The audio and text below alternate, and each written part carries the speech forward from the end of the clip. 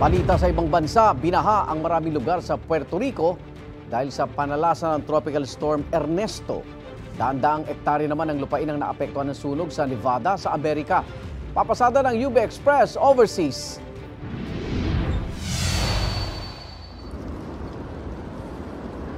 Halos 300 ektarya ng lupa ng Gold Ranch ang nilamon ng apoy sa Nevada sa Amerika.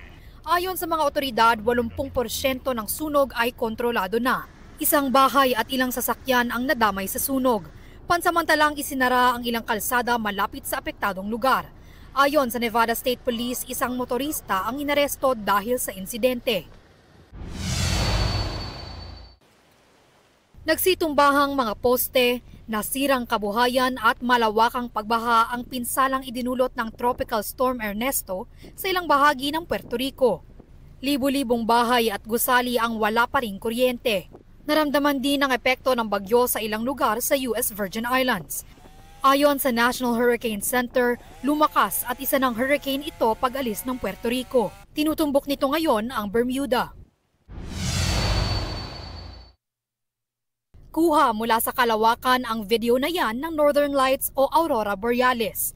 Sa kuha ng International Space Station, mala-painting ang pagkislap ng pula at berdeng mga ilaw sa atmosphere. Kita rin ang paglitaw ng buwan.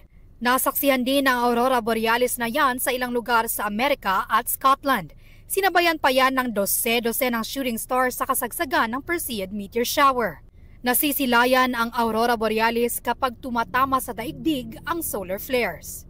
Ito ang unang balita, Bea Pinlac para sa GMA Integrated News. Igan, mauna ka sa mga balita. Mag-subscribe sa GMA Integrated News sa YouTube. Sa mga kapuso abroad, subaybayan nyo kami sa GMA Pinoy TV at sa www.gmanews.tv.